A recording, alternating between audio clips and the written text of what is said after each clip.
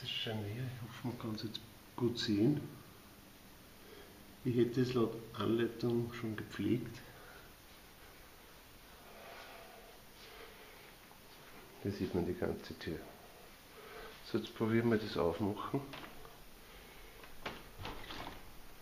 Und man hört jetzt das Quietschen.